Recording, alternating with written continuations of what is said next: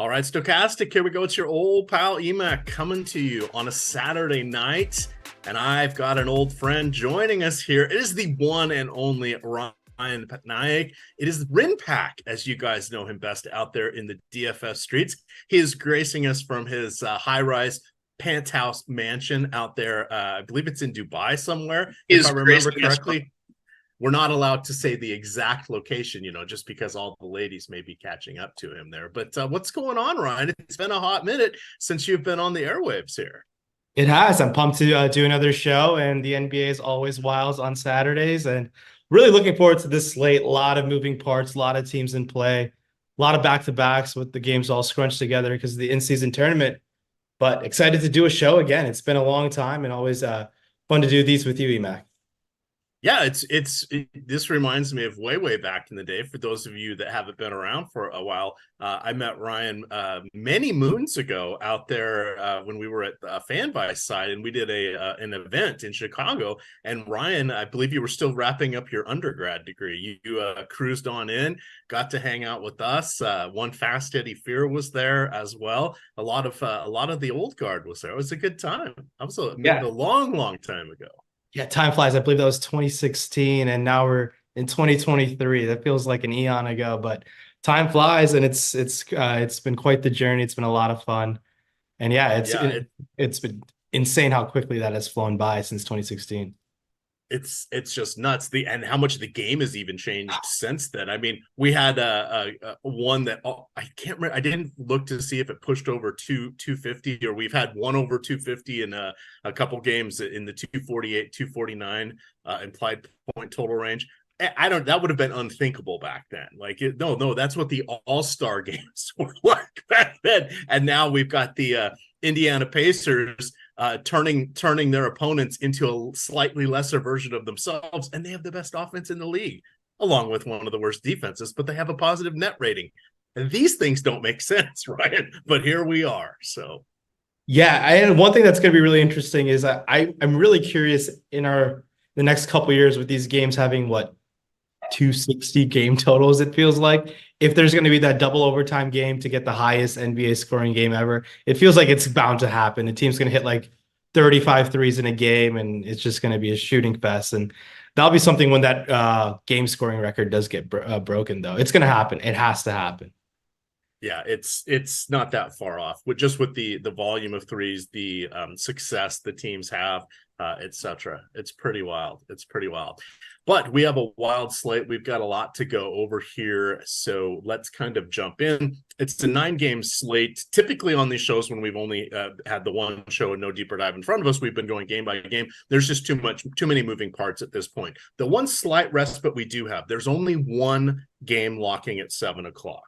So that's going to kind of help us. I'm going to maneuver things, but I'll make a call if I'm going to play that game or not, just because I have a feeling we're going to start getting some things coming in fast and furious. We then have a 7:30 game, and then 2 at 8, 1 at 8:30, 2 at 9, 1 at 10, and 1 at 10:30. So this is a great staggered slate. It's a marathon of basketball. It's going up against the NFL, which is bringing the first Saturday games. 4 of our next 5 weeks are going to have Saturday games, wrapping up the regular season into week 18 when everybody plays on Sunday. And then the first 2 weeks of the playoffs, we have Saturday games. So it's going to be busy. You thought college football was over, but no, bowl season's in full swing today. I think there were 7 bowl games today. There's still a couple more in process. You guys can get the Matt Gajewski bowl game college football projections for 50% off, promo code BOWL. But that's not all. The college basketball projections come with them. So that is worth it by itself. You're getting both sports and half off. Check that out. That is the college football and basketball projections from Gajewski. Promo code BOWL gets you 50% off. Let's talk a little bit here. Let's see what sort of news has been trickling in. We're going to kind of look by game and see what pops up. So in the Philadelphia-Charlotte game, LaMelo Ball still out. No surprise there. He's going to be out for a couple more games. PJ Washington missing his second game with the sore shoulder. Mark Williams has been ruled out, as well as Frankie Ntilikina. That was all kind of to be expected. So nothing overly complicated with those injuries. If And you I look believe at, Gordon Hayward was just ruled out. I was he okay? I was going to say Gordon Hayward questionable with an illness, a little rumbly in his tumbly. It looks like the Tums or the Pepto Bismol may not have helped out there. We turn our attention to Atlanta and Cleveland. That's going to be a bit of a rough one because Darius Garland has suffered a fractured jaw. He is going to be out for at least a month, and then Evan Mobley is likely to be out through the All-Star break with a knee injury. We also have for Atlanta, which this is a 3-4 for them. They played last night in Toronto. They have Bogdan Bogdanovic is questionable. He played, I think, 33 minutes last night. Clint Capella is questionable. He played alongside Onyeka Okongwu, who started in place of DeAndre Hunter. Capella and Hunter both questionable, and then AJ Griffin is out, and then who is their other guy who's out for like 6 weeks? Jalen Johnson is still out for another 6 games or so. Moving on to Indiana, Tyrese Halliburton is dealing with a sore knee. I was going to say the Colts because they're playing right now. Michael Pittman out, sounds like for the rest of the game, questionable to return or unlikely to return. But his buddy on the other team, Tyrese Halliburton, dealing with a sore knee. The Pacers played Washington last night. Somehow Washington won that game, scoring 137 points. Halliburton hurt his knee in the third quarter about midway through, did not return, although indications were during the game that he could have returned. That game was just sort of out of hand, and I think the Pacers were just looking to regroup a little bit there. They're still going to be without Andrew Nembhard and Jalen Smith, but those guys have each been out for a handful of games now, so nothing new there. Anthony Edwards has missed 2 or 3 of the last 6 games. I think he's played in the last 2. I want to say he played 34.6 minutes in his last game. He is questionable tonight, dealing with that sore hip. Moving on to Chicago, you've got Alex Caruso perpetually banged up. No Zach Attack. He is out for probably the better part of the next 2 or 3 weeks. Bam Adebayo on the Miami side closing in on a return, but he's going to miss, I think this is his 7th game. And then Tyler Hero out again. He is closing in on a return. He's missed about 17 games. It's been a full month or almost 5 weeks now for him. Josh Richardson is in. He was out previously, but he will be available tonight. Moving on to Brooklyn. They're without Simmons, DSJ, Dennis Smith Jr., Lonnie Walker. They've all been out for a few games, if not more, but Dorian Finney-Smith is available tonight. Gary Payton is out for Golden State, as is Draymond. Out of his mind, I think is what we wanted to say there about Draymond. Just about to round it out. Denver is only going to be missing Davis Caldwell-Pope. They expect Aaron Gordon and Jamal Murray to play. No issues there for the Thunder. Dallas is going to be out without Josh Green, Kyrie Irving, and Maxi Kleber. Once again, that means Luka Doncic all the time, but the pricing is not allowing us to get to him as much as we would have thought. I'm sure we'll see some surprises here that will get us there. Jeremy Grant returning to action after missing 4 games in the concussion protocol. 2 games to go. De'Aaron Fox, we won't have that news, dealing with a sore shoulder. I expect him to play, but we will see. 3 games are kind of in those last 90 minutes, so we have some bailout positions there as well. John Collins is out for a 5th game with an illness. Keontae George is out for 2 games. Taylor Horton-Tucker had a great last game. He was not at practice today, and he is questionable with an illness. Lauri Markkanen didn't play in the last game, played in the game before, but he missed the 8 before that. He was had a sore hamstring, but he's good to go. I want to say he played 34, 35 minutes in the game. He came back, and then Omer Yurtseven was in, then he was out, and now he's questionable. He's dealing with an illness as well. That takes us to the New York Knicks. They seem mostly good as well. Good from a health standpoint, aside from Mitchell Robinson, but Paul George questionable once again for the Clippers, as is Bones Highland. I'm handing it back over to you, Ryan, if there's anything you want to call out in particular, but what are the odds at that the last game the Clippers played was the first time one of Paul George or Kawhi Leonard sat? Like that, what would you, like plus 25,000 or something like that if you had to make that wager at the beginning of the year? Yeah, I do know Kawhi Leonard has played every single game this season, I believe. So he has. And he's a sneaky MVP candidate. If the Clippers are slowly turning it around, I think Kawhi Leonard is a sneaky MVP candidate, but when the season will come to an end. But so much news on the Saturday slate, and Saturdays in the NBA have always tend to be a little bit more wonkier than usual. And man, there's like each, like you said, it's a staggered start across all the games, right?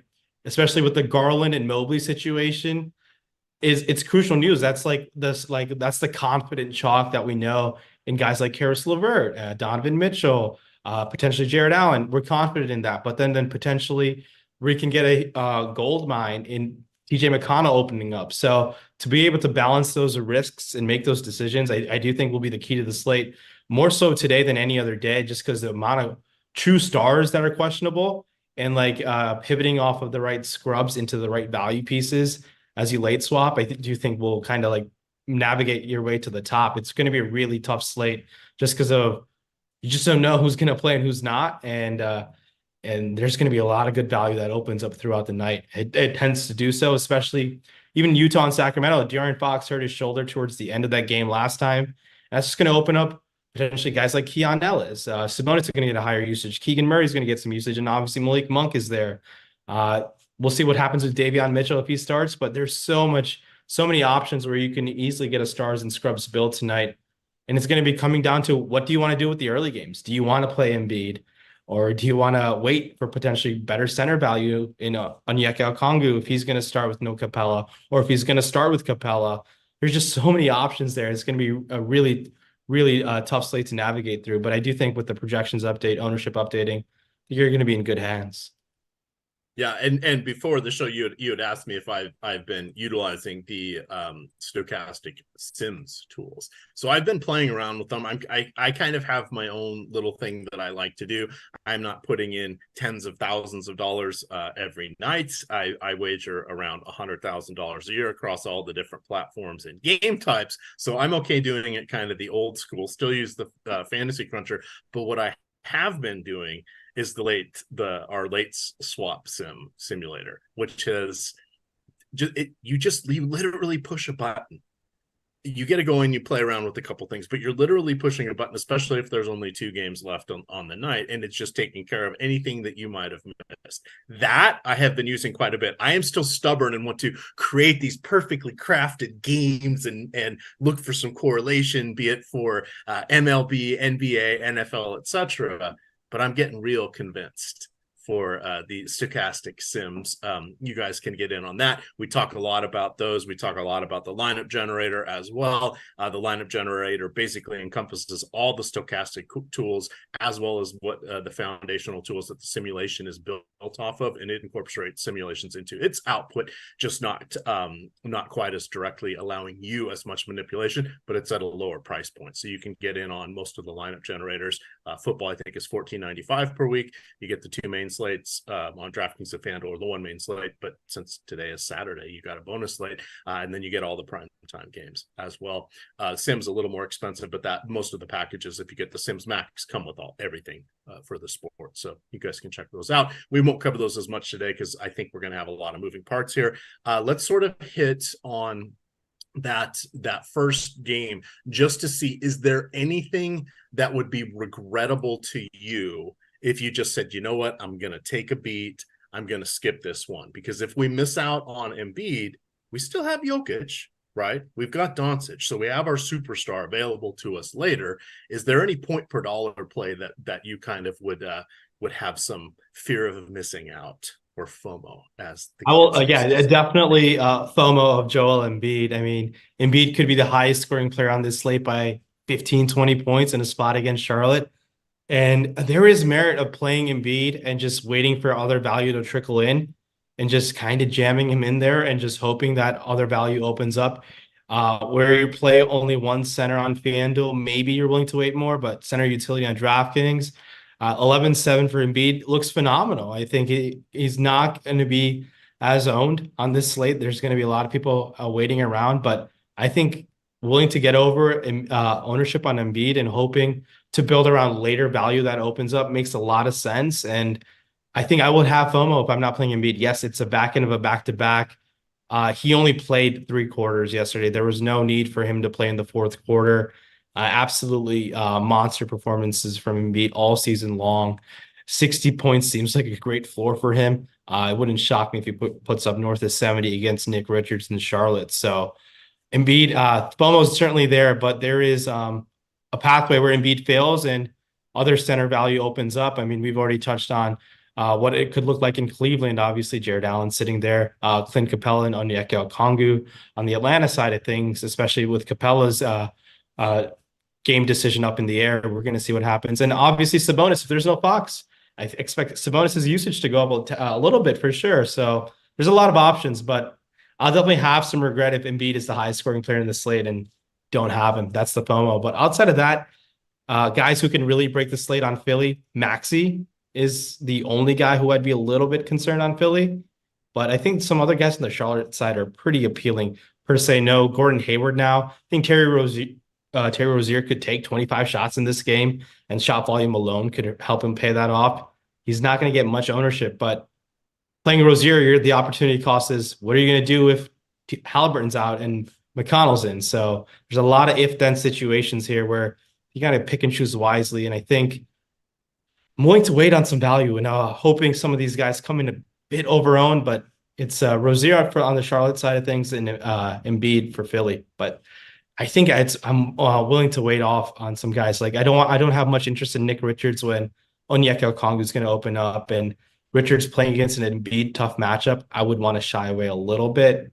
That's how I feel about Nick Richards because I think he's going to get some ownership, but we'll see what news breaks down later on the slate because I do think that's going to be huge news that's going to make some of these guys irrelevant. Yeah, and those are good call-outs. The Rozier was really the one I had my eye on, as well as Embiid when I'm doing this, because, of course, that's who we're going to be looking at. And I don't think I'm going to play on Yahoo tonight. I'll have to take a peek and see where their overlay is. But Rozier has been outstanding on Yahoo the last couple of nights. I used him last night, even though I had Derrick Rose and I had somebody else dud. I still managed to cash in my double ups. Did not cash in tournaments, but Rozier has just been outstanding. That would be the one guy I would miss the most. I think pivoting to Jokic is similar to Embiid. Just quickly hitting on that. Yes, they Murray and Gordon should be available tonight. Denver is double-digit favorites at home, and the size, the height is fine, but the bulk of the Thunder front court, they're not going to be able to deal with Jokic. And it's not like he's a big monster, but he's going to get rebounding position all night and be able to shield the ball and pass out of anything. So he should not be too worried about that. The only real fear there is he doesn't get, over 60 fantasy points because they don't need him for the fourth quarter. And that would be the fear there. If we look, you mentioned. I do want to touch on Charlotte real quick. Yes. They are shorthanded, and I do think it might get a little overlooked that there's also no PJ Washington. So there are going to be some extra minutes and usage in the second unit going around that might be available. Those minutes might just be handed to Miles Bridges and Brandon Miller. So maybe we see mid to high 30s for all the starters today, just because they're shorthanded. There's no Mark Williams, no PJ Washington, no Gordon Hayward.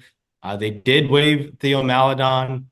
So we'll see what the rotation looks like. Do I have any interest in any of these bench guys? Seems a little too much. Don't think their range of outcomes are high enough for them to be viable. So I can definitely see another player outside of Rozier being really good. Because of the shot volume that's just going to be available. And I do think they're going to have to play a lot of minutes. And I do think there are some pathways of success there. But like we're saying, we're going to sound like a broken record. There's going to be so much late news that breaks where some of these guys just might be irrelevant by the time the later games start. All righty, let's see. I'm doing a scan. Nothing's really popped up. The next injury reporting time is basically in 11 minutes. So we're going to have a moment there, but then I think go ahead. I was going to say the last 30 minutes of the show should fly by. So while I'm thinking about it, I do want to mention Underdog Fantasy. They are the sponsor of the show, the presenting sponsor. If you head on over there to Underdog Fantasy, coming in through our link, in the YouTube description below us here, you can get a $100 deposit match. Underdog is the one-stop shop when it comes to DFS. You get the drafts, right? You get best ball drafts for all of the major sports. You get playoff drafts for NBA and NFL. Those are a lot of fun. It's also a pick'em site. If you're worried about season-long drafts, they have day-to-day drafts.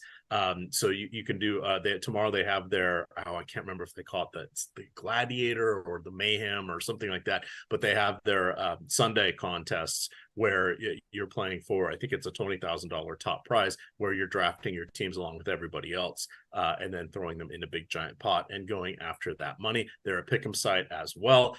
They have what they call scorchers, so they'll put multipliers on things. So some, like last night, I foolishly chased after, for the second time in this same matchup against Indiana, I chased after a Kyle Kuzma scorcher double.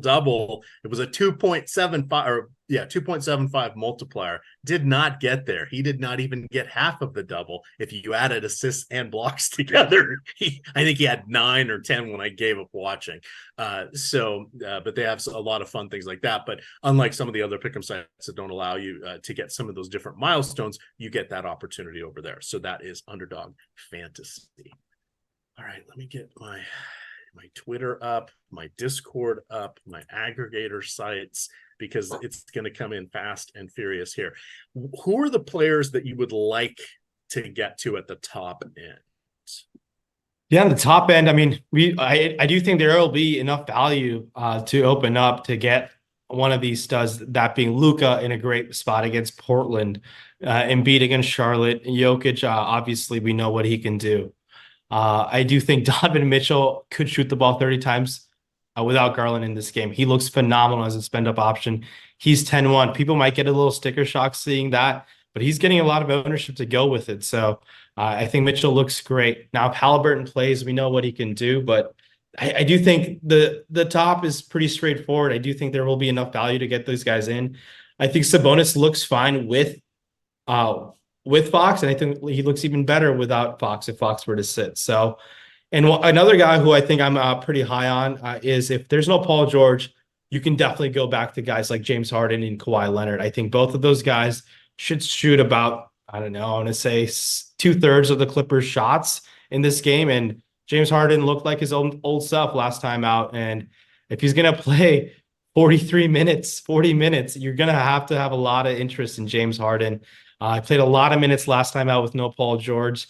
I do think going right back to him with no George looks like a very strong move at 8,500, as does Kawhi Leonard at 9,100. So that Paul George news at the last game of the night against the Knicks team, who are on a back end of a back-to-back, is, I do think, really, really critical. That might get a little overlooked just because I think we might get no Halliburton, no Fox, and I think people might just run out of late swap flexibility by then to get guys like Kawhi and Paul George when that slate starts. Yeah, those are good callouts, and that is definitely real concerns there on those. Let's see here. I'm checking out the one. So I was looking at some of the wagers because I like to play on the pick'em sites, including Underdog here. One of the ones I was taking the under on earlier that I'm now terrified of was 34 points for Donovan Mitchell. Even with everybody out, I was still feeling okay. I like him from a fantasy standpoint. He is one of the guys I'd like to make as my building block, even though he is in the second game, and we'll still have 7 more after that. But he's someone that I think is going to be on the short list there. I'm starting to get a little worried because I've already locked those in, but he had only reached more than 35 or more points just 4 times in his 20 games. 4 other games, Ryan, he was between 30 and 34. So it's not like he's not getting there. I mean, 40% of the time he was basically within the 3-pointer of matching or exceeding that. But I'm feeling less and less confident as the clock is ticking down. And you can't take your finger off. You already submitted it. I can't undo these. But that's my only FOMO here. So yeah, no, that makes player prop betting kind of tricky at times. I believe I had the under on Rozier earlier in the day because it was grading out really well on Odd Shopper, and now that there's no Gordon Hayward, that is not probably a positive EV bet anymore. So you gotta, it's the 35, you said 34.5 line. That is a massive line on any player, any given night, players in, players out. I mean, 34.5, you don't see those very often. Those are guys like Giannis. Embiid had it last night, I believe, at against the Pistons. He got there in 3 quarters. So it's doable, but it is a huge line, but everything's all the boxes that need to be checked off for him to hit the over are headed there. But it's one of those lines I do think the books have said it really good. It's a line probably I would stay away from, but it is a huge line, and I don't have any issues with you taking the under there, but 34.5 is a huge line. Yeah, I even I'm going to drop the link into chat here because I do screenshots of these because it's the one thing and we look at Odd Shopper, and again, guys, news is going to hit here in about 4 minutes. When we look at Odd Shopper, there it's ever changing. So I've been starting to take screenshots when I put it into my article because people are like, I never get the numbers you write. And it's like, no, I get that because I watch all the hard work that Lindy does and what Josh Engelman does and all of that. Even on the pick'em sites, they move because they start to see money or people betting on them, so they'll tick things up now. And the pick'em sites have gotten a little more attentive to those types of things. But yeah, it was 33.5 now. It looks like on most of the pick'em sites. It was 34.5 on a couple books. But you can see the disparity across that. Let me go back to my screenshot because I want to speak correctly. DraftKings at that point had a 32.5 for minus 105 when you could get points bet and ESPN bet at minus 110 and minus 135 on the under for 2 points more. That's a huge difference. So ESPN, granted, they're trying to welcome the fish in, but they are looking at minus 135. DK, you lose 3% on it, and you lose 2 points if you're trying to take the under. That's crazy. Yeah. Like if you were just like, oh, I'm on DK, I'm going to make this bet. I heard EMac talk about it. It's like, no, if you're on ESPN, go get it there, or points bet, or whatever else you're on. So. And I think you can save over your sports betting or player prop journey. You can save thousands by taking the best line. I mean, it's remarkable how much it adds up, how much you can save by taking the best price at the best book, because that makes a huge difference and it adds up really quickly and it gets overlooked. I do think the casual bettor doesn't understand that at a high level, but I do think having access to multiple books, shopping your lines will lead you to save thousands of dollars and potentially hopefully make thousands of dollars, but more importantly, I do think you'll save a lot of money doing so the right way. All right, are you ready for the news? It feels now I feel like we're the weather forecasters. It's gonna snow. We're gonna wait for the first flake. This is how it is. I promise you guys it's coming. And if not right away, it will definitely happen shortly after lock, which is why you want to be in the stochastic Discord. You want to have the tools, et cetera, because this is a rare front-loaded / staggered slate. So we're looking forward to this. All right. So Bryce McGowan's is starting for the Hornets, which is very interesting. And McGowan's is just hasn't panned out well in the NBA. He's probably at 4,900 on DraftKings. Oh, man, I think he's gonna get some ownership. I would steer away, but the one thing that might work out for him, he's gonna play potentially high 20s minutes. He would need a very effective, efficient shooting night to be viable. But over there on FanDuel at $3,800, I think you can play some Bryce McGowan's. Much better play on FanDuel than it is on DraftKings.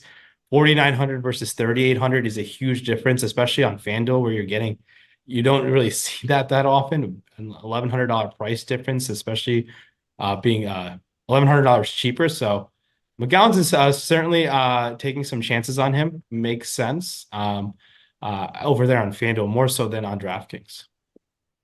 All right, chat asking, did I do a couple lines before this? No, because I hardly even have tasty beverages in them anymore, let alone anything else. You hit the 50 mark and you're kind of like, I like to not be hungover for 2 days at a time when I have 3 beers. Still like my Guinness. Still in the summer, I like my vodka tonics, but yeah, the recreational drinking just doesn't really happen so much. Okay, here's one from Sean. He'd like to have us review the top power forward options on DK. We can certainly do that for you, Sean, as we continue to wait to see what is going to shape the slate tonight. The other reason I'm excited, it's crazy slates like this where when you have the tools, when you've got the experience, this is year 33 for me of NBA fantasy. I think this is my 14th year of NBA DFS or my 13th year. These are the nights where you have the opportunity to make money. It's tougher and tougher every day to make money in DFS, but when you get the chaos like this, it plays in your favor. If you have seen this movie before, we may not know how it ends, but right now we know we're about to go over that waterfall. So how do we prepare ourselves? Right up at the top here, just from a raw projection, we're looking at the likes of within 4 40 fantasy points, about 3 or 4 fantasy points of each other. Julius Randle, Karl Anthony Towns, Kawhi Leonard, Jimmy Butler, DeMar DeRozan. Is anybody popping off on the page for you there? Our most popular power forward options. Grant Williams is coming in at about 25% on DK. He is 4,900. Naz Reid popping up at about 21%. He is at 5,500. Those are kind of value placeholders that are probably going to evaporate here before their games start. But what stands out to you at power forward in particular? Yeah, power forward seems like it's like a interesting distribution of obviously just like top end, bottom end, and the middle. There's no like true like awesome play at the power forward spot. I mean, guys with serious upside. Obviously, we've seen Randall put up massive numbers that matter. I think Cat in a Pacers matchup with Anthony Edwards potentially questionable, he would be phenomenal. I think if there was no Anthony Edwards, Karl Anthony Towns is like a 9,500 10K player against a Pacers matchup. I think he is on an awesome play if there's no Anthony Edwards. Kawhi Leonard, I touched on earlier. If there's no Paul George, Kawhi Leonard is a great option. I think he looks great at the spend up. Miles Bridges in a game where I expected him to play as many minutes as he can against Philly looks very intriguing as well. But things get really interesting in the middle as well, where I think we're waiting on some news that would potentially open things up. We may have it. Clint Capella has been ruled out. Oh, wow. Okay. Alex Caruso has been ruled out. They reconfirmed that Bogdan Bogdanovic is questionable. So and also DeAndre Hunter is now ruled in, which is pretty important. Yes, that one just popped up here as well. But with Capella out, Okongwu probably will just slide over to the 5 instead of the 4.5, if you will. Yeah, they've been sharing the court together, which is really good. And kudos to Quinn Snyder taking advantage of Onyeka's talent. I think Onyeka Okongwu is very talented, and using his length on the defensive end could definitely be viable. And at 5,600, I like Onyeka Okongwu quite a bit. I expect him to play at least low 30s minutes, if not a little bit higher. He's a really good fantasy point per minute guy. I really like going to Onyeka Okongwu. I do think Onyeka at that price tag, he's going to be very popular, but rightfully so. I really like his upside in this spot. I think making him a priority at the center spot makes a lot of sense. Now, the opportunity cost of playing Onyeka Okongwu is missing out on potentially guys like Jokic and Embiid, but I do think that opens up spend up options in the guard or the forward spot. So I really like Onyeka's upside now, and I do think he's going to be quite popular, and I do think he's kind of a priority. How do you feel about Onyeka? Do you think he'll be a priority in lineups? I'm just double checking. I want to see his so he's center only on DK. I thought he was power forward and center on FanDuel. That could be a figment of my imagination. So let me go look over there at FanDuel. But yes, you're looking at the opportunity cost there. Though I'm not against it in this particular situation. We know what we're getting with Okongwu. Jokic would be the biggest fear. That would now be meaning I would be pivoting, because I'm writing off that first game. I would be pivoting to now Doncic is probably going to be my key guy. I wouldn't mind potentially going for a little in-game synergy with Okongwu, perhaps Young or Murray, and then Mitchell on the other side. That wouldn't bother me at all, just because now we're looking at two teams that are sort of shorthanded. So that is kind of my thoughts on that. Why is my filter not working? Oh, he's center only on both. There have been a couple randos on FanDuel that have popped up as power forward that I'm like, in no form or fashion should you be a power forward. Yet here you are with power forward center eligibility. I don't mind it. Anything that gives us a little flexibility is cool, but some of them are just like, you've got other guys that really should have that designation, but not this guy. So. No, that's a very valid point there. Yeah, as our projections update, I do think he's going to look like a solid, like for those who play cash games, I do think are head-to-heads. I think he's a pretty solid cash game center on both sides. So we'll see what his projections look like in a bit here as we get that updated. But he looks pretty awesome, and I think he helps you fit some of the other spend-up options who are in great spots, per se, Luka. We've touched on Donovan Mitchell. I think he's going to be quite popular as well. And as are also his teammates in that same game. Karis LeVert's going to be very popular. There's no Garland. He's someone who, keep in mind, he might continue to come off the bench. We'll see what they do there. But something to keep an eye on. Even if he comes off the bench, I wouldn't hesitate to play him. Sure, he might lose a couple minutes here or there, but I still would prefer LeVert to Max Strus kind of pretty much outright. There's a $600 price difference where you're saving $600 on LeVert. LeVert certainly on the I expect him to take at least 15 shots in a situation with no Garland.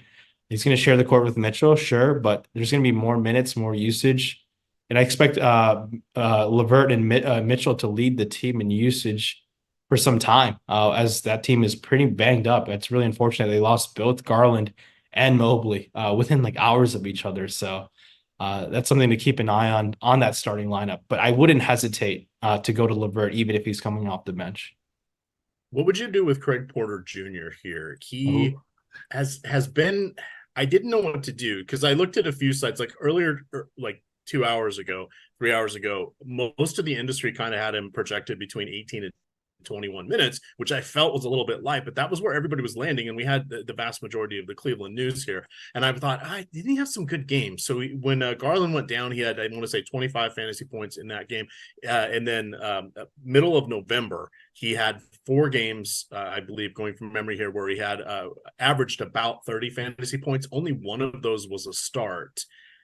I'm worried that he's a little bit of a flash in a pan, and his price did kick up with the knowledge that Garland was going to be out. Both sides kicked him up a couple $100, getting him around that. I'm going from memory. I think that 5,000 range, or upper 4900s. So he's not that screaming value, especially with other things happening. But I think he's someone that could potentially block out a better play now. Are you ambivalent to that, or would you try to avoid that? But I think he's our first potential landmine, I think.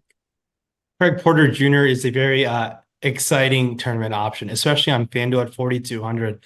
If you're just looking into Craig Porter and his profile, I watched, as degenerate as it sounds, I watched him play Summer League. This guy blocks shots for a guard at an insane level. Not to say he's like Dwayne Wade light in terms of blocking shots when Dwayne Wade was in his prime, but this guy can block shots at his size, think like Derek White. Some of these little guards who have really good block rates. Craig Porter Jr. and FanDuel, you want to sprinkle some of them in. There is an upside there just because he picks up those peripherals at a much higher rate than you'd expect. He's going to get some minutes. He's kind of an intriguing tournament option, but he might be a little too cute because EMac, Tyrese Halliburton's out, and it's all the Pacers galore. It means McConnell. It means Hield. It means Mathurin. You got to pretty much lock and load these Pacers and let it rip with these Cavs. It just seems like a no-brainer. Yeah, that I thought Halliburton was going to play. I really did. I bought into what they were saying when he went out last night. Well, as I mentioned midway through the third, that he could have returned. Guess he couldn't have returned. Tough matchup though, going against Minnesota. We're missing a few key players here. Do they have enough to keep the Ferrari running? I mean, you got to go with TJ McConnell. That I agree with. We've just seen him for years. Even if he doesn't draw the start, he's still going to get the most minutes of anybody at point guard. He can pick up a couple steals. We've seen him go double-digit assists. He can put the old biscuit in the basket. He is different playing style, but he's kind of like that JJ Barea type, where all of a sudden it's like, okay, let's see what he can do for this short burst. So how enthusiastic are you? Like 60% McConnell at this point on the 18 team player pool? So I think a little bit higher is even viable. He's $5,200 on FanDuel, and I believe he is 6,100. Oh no, 5,100 on DraftKings. I mean, there's also no Andrew Nembhard because in the semifinal in-season tournament game, Nembhard hurt his knee. So it's the TJ McConnell show through and throughout. I will be shocked if TJ McConnell does not start this game. There's no Nembhard. He should start, and I think play upwards of low 30s to mid 30s minutes, barring any foul trouble.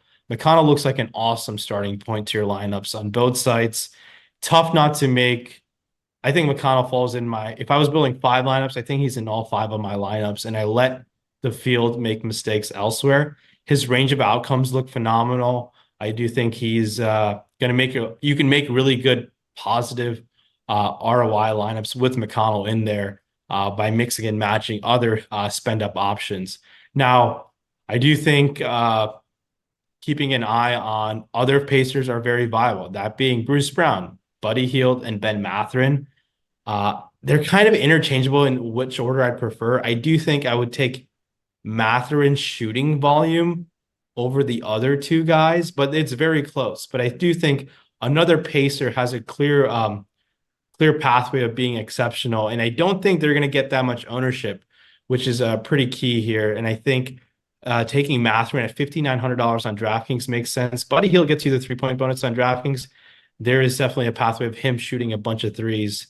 And Bruce Brown, we've seen sneaky upside games when he's given the minutes. Really wonky rotations of late with Bruce Brown. But I do like Mathurin, would be my second favorite Pacer after McConnell. No problems having 2, potentially 3 Pacers, but a 2 seems like a good place to go with the Pacers today with no Halliburton.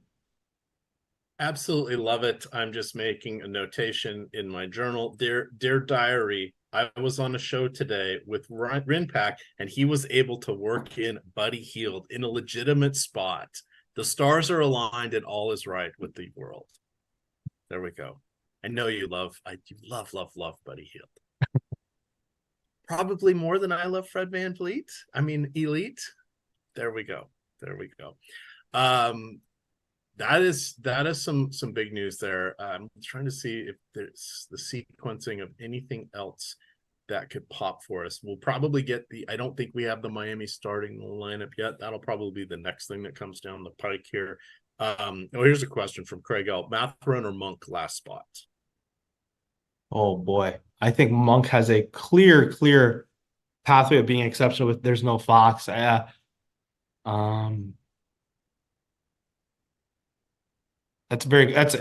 a coin flip. I gotta see what comes at 62. I do think you can do something with the savings with Mathurin, so I'll go with Mathurin. All righty. So we had a question here. Super chat almost made says, great to have you back, Rayen Patnaik. Can you give me some top values and priorities for late slate only FanDuel GPP? That is the 2 slater. It's the 10 o'clock and the 10:30 game. Well, we have a hot minute to do that before we get some news. And guys, if we get news that comes in right at what our lock is or our show, we'll stay on for a couple minutes because there is just that one game locking. We don't want to leave anybody out in the cold here. So don't worry about that. Producer Jacob he's cool. He'll let us run a couple minutes over. So I guess we're talking a little Sabonis, perhaps Randall. You had some thoughts there about some insight on the New York game or the New York rotation from last night. Oh yeah, I mean Jalen Brunson had a masterclass of a performance. If you look at that box score, you're gonna have to close your app and look at it again because it was absolutely spectacular. I believe he went 7 of 13, 9 of 9 for 3, put up a 50 piece with 5 steals. A pretty like a remarkable performance from Jalen Brunson. You can go right back to him. I think he's fine. I think he's going to play a lot. He's going to shoot the ball a lot. But I do not expect 83.7 FanDuel points again from Jalen Brunson there. But he looks pretty solid. I do think Monk here on the late slate looks pretty good with or without Fox. I really like James Harden at 8,500 on FanDuel. I think he's a pretty solid value, kind of like spending up. But Colin Sexton's going to get a lot of ownership across the board. That's not only the late slate, the main slate. He's 6,100. He's one of those players that I think I'd go with the field. He's not going to keep up 10 of 18, 11 to 17 shooting. I expect that to regress quite a bit, but he's one of those guys who can, if he's a little bit more aggressive with the peripherals, getting more assists would be nice, but he's just a solid play who's going to make other pieces fit. No real cheap options are opening up. One guy to keep an eye on is Keon Ellis. If there's no De'Aaron Fox, Keon Ellis is only $3,600 on FanDuel.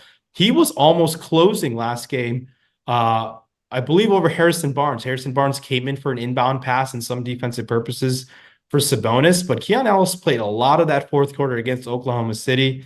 I do think there's a chance he might start. Even if he doesn't start, I do think he's a pretty intriguing value option regardless of the situation with Fox for the FanDuel late slate only.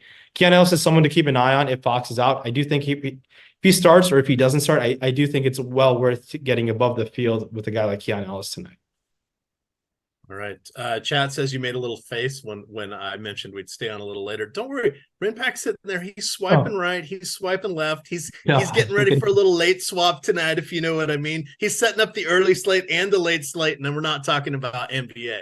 Rinpack's going to be just fine out there in the cool kid streets of Chicago. Let's see. Waiting.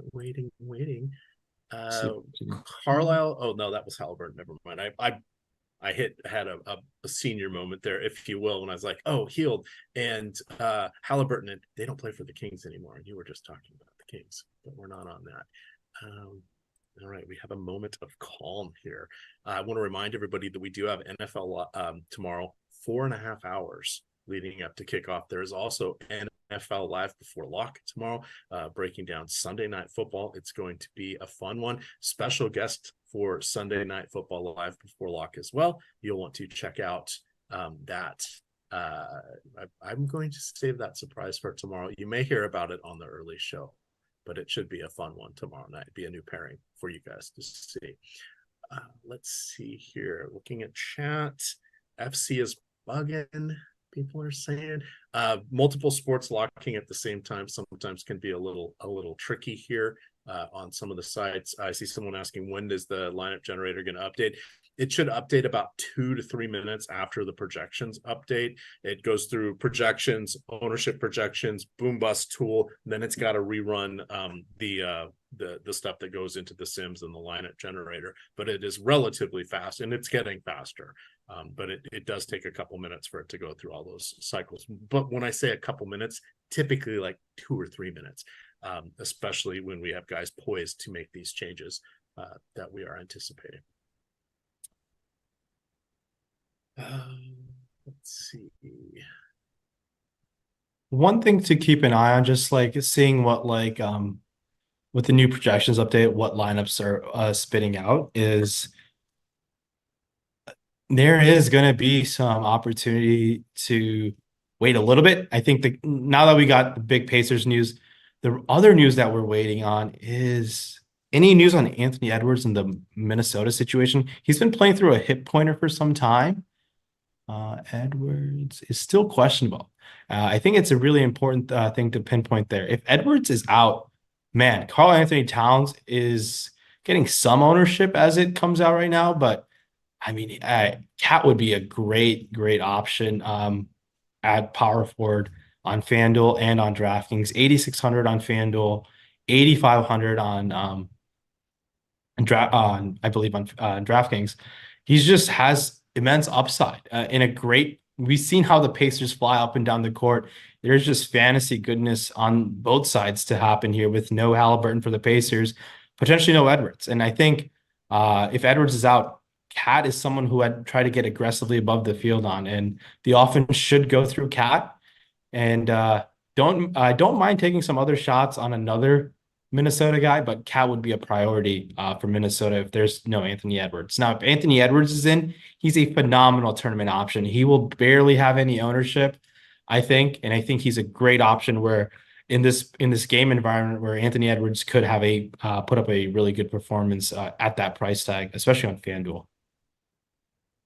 Chat says they saw you sweating out a high finish last week. Did you have some moments out there in the DFS streets, Ryan? Yeah, it's not about how you start; it's about how you finish in DFS. I'll tell you that. Being in first place doesn't matter if it's not when the game ends. There are some steep payout curves, to say the least here. That is the one thing I miss from the olden days of DFS, although I wouldn't change it for the world because I like where it's at now. But we used to not have sites that would tell us starting lineups for baseball. There was really no weather aggregator. Yeah, it was the wild west back then. All right, best cheap plays for DK. This is super chat from James Magruder. He's asking best cheap plays at each position. Let me check. I think it's DK. Yes, DK. So let's run through that. Best cheap plays on DK by position. Interesting. Okay. All right. Where are you putting? We haven't mentioned him much today yet on this show, but Colin Sexton does have a nice point per dollar look there. That is that may be superseded. Mhm. But if we're waiting, Taylor Horton-Tucker, is he out or is he likely to be out? Let me look and see. That's something, Taylor yeah. Horton-Tucker Just still another news questionable. space that you got to keep an eye on. Taylor Horton-Tucker, I believe, is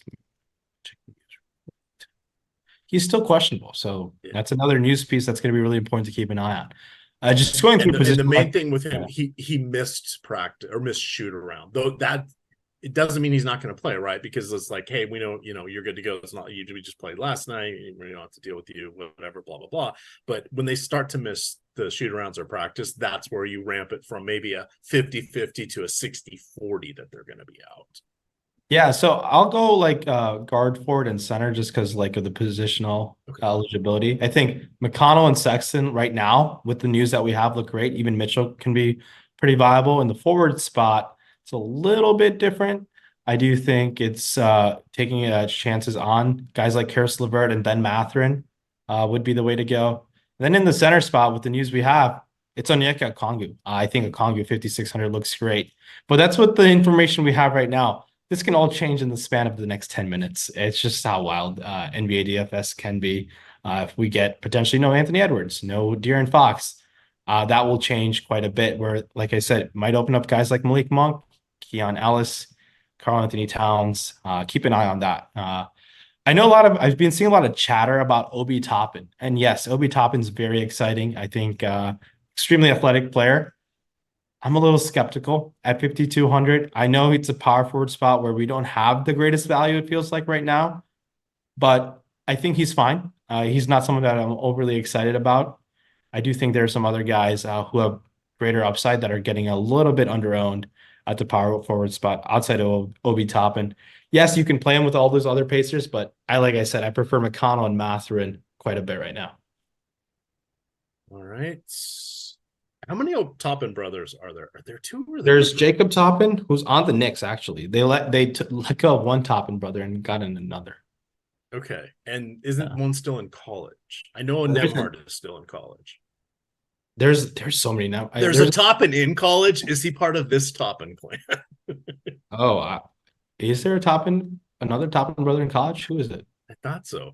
I don't have to pay too close attention to college because we have the Matt Gajewski. See what I did there? We get the Matt Gajewski projections for college basketball and college football. And up until the next 72 hours, those are available for 50% off. Combined, you get both of them, 50% off. Promo code BOWL, BOWL, like bowl season, which is upon us right now. All right. This is a little quieter than I thought. We've got, it's like we're juggling chainsaws and they have not yet been lit on fire. They've been started, but they're not on fire yet.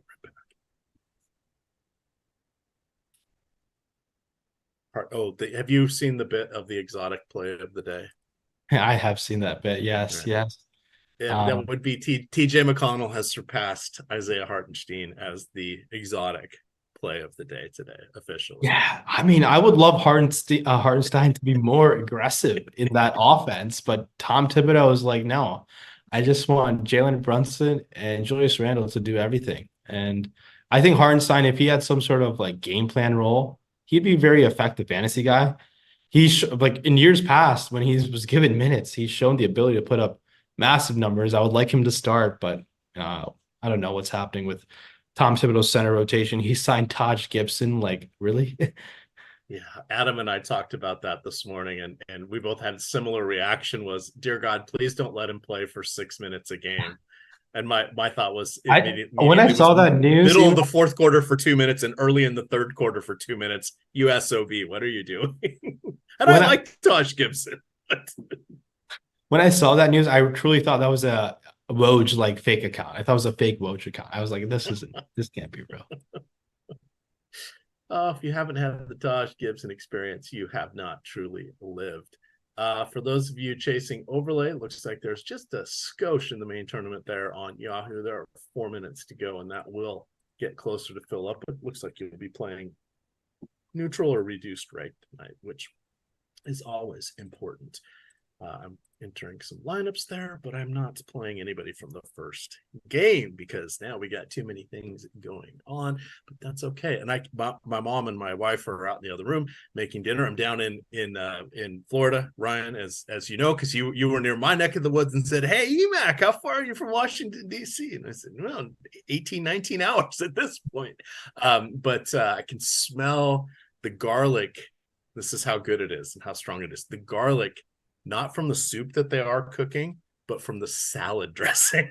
My Oh, mom makes the wow. best salad dressing, and it punches you in the mouth. It is so good, but it is very pungent. It's a family thing. We all enjoy garlic. Thank God my wife does. No vampires here. We've never seen a single vampire in our life, Ryan, but there we go. All right, 4 minutes here. Let's do some more sweeps of what is going on. Looks like most of the DK stuff is filling up. DK tends to fill up really quickly towards the end because people know to chase overlay. The FanDuel flagship tournament, sometimes it fills, sometimes it runs. Last night I think it went off at 10% empty. Gonna look at FanDuel here real quick just to see what's out there. Similar to Odd Shopper that we have for the sports wagering, looking for overlay, trying to get that reduced rake is a good way to curb some of that 16% rake that is on most of these large field tournaments these days. And of course FanDuel wants me to enter my two-factor authentication because it's been 14 days since I've done that, so I'm not going to do that right now. Screw you, FanDuel. Screw you. But thank you for keeping my funds safe. Please never go bankrupt like some of the other sites. 3 minutes here.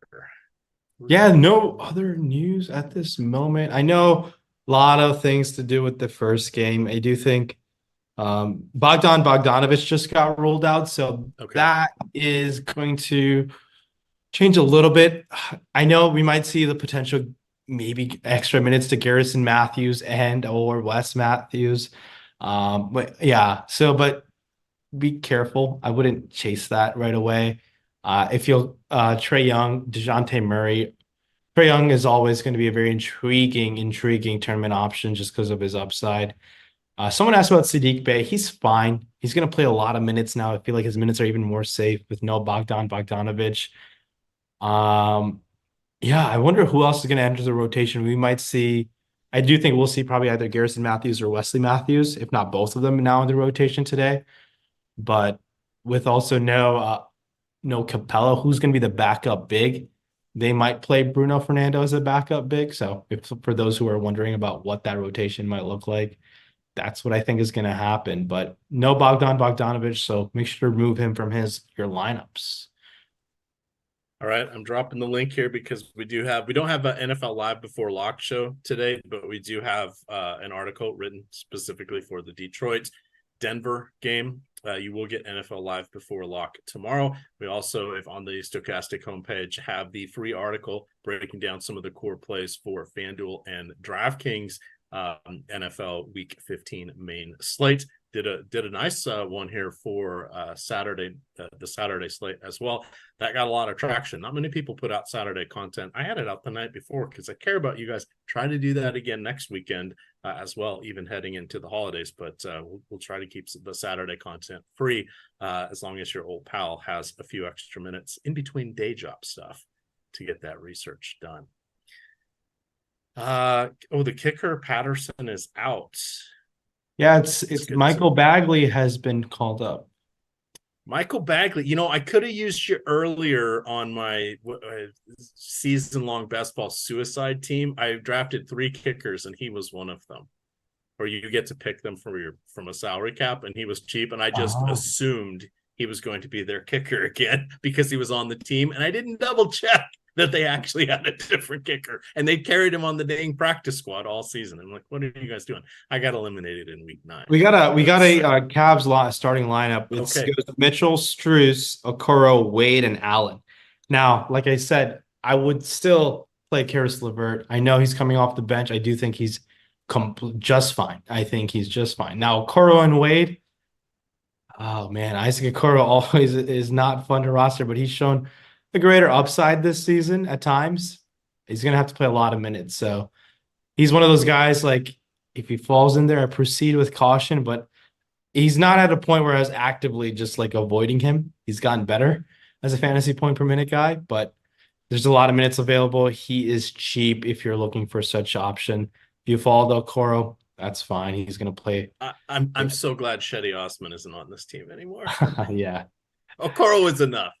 Wade isn't too much at that point. I guess It's a good game environment against Atlanta, so I think these guys. Dean Wade not so much as it at 4,400 on DraftKings. FanDuel, a little bit of a different story. I mean, there's like also Bryce McGowan's as well, like we touched on earlier. It feels like an eternity ago, but he's also, like you said, pretty cheap. But the guy who I'm keeping an eye out for is Keon Ellis. If he is going to, if there is no De'Aaron Fox, I do think I'd prefer him than both Okoro and McGowan's. All right, and then the final thoughts here, just to ramp up the love for this Atlanta Cleveland game. Over the last 10 games, Atlanta has the 5th worst defensive efficiency, allowing 119.8 points per 100 possessions. They're playing at the 6th fastest pace. Both of those numbers are going to go up without Clint Capella. And I had called out in the article that I like LeVert, particularly coming off the bench. He just gets a few more dedicated minutes without likely. He'll probably play all the non Mitchell minutes anyway, but he just gets a little bit better usage, and he's likely to be in the closing lineup. So I'm totally fine with that. When do you think LeVert comes into the game? 4.5 minute mark? He's going to get there pretty quick. 4 or 6 minute mark. I still think there's in the realm of possibilities. LeVert, it's fine he doesn't start the game. I do think there's a chance he closes depending on what the game looks like. And I do think low 30 minutes seems like his floor, if not mid 30s minutes. Certainly I'll take that. I know people are always intrigued by players who are starting, but it really depends on player to player situation. Like even we've touched on Malik Monk, right? Malik Monk, I still think is going to come off the bench, even if there's no De'Aaron Fox. So it's well worth taking your chances on some of these guys. I do think there will be a little bit of an ownership drop to LeVert, but I think he's well worth playing him. Where'd he go to college again? Sometimes I forget. The best university, the University of Michigan. All right, we had to get one of those in there officially. All righty, thank you everybody for coming along for the ride. This was a fun one. You guys can follow Rinpack out there on Twitter at Rinpack. I'm at EMac DFS. We talked about the underdog $100 deposit match. We talked about getting the college football and basketball projections through the end of college football bowl season for 50% off by using promo code BOWL. Jump in on that one. Talked a little odd shopper. We got all sorts of goodness there for you guys. But let's have fun tonight, and let's have fun tomorrow for a gigantic 10-game NFL slate. Good luck, gamers.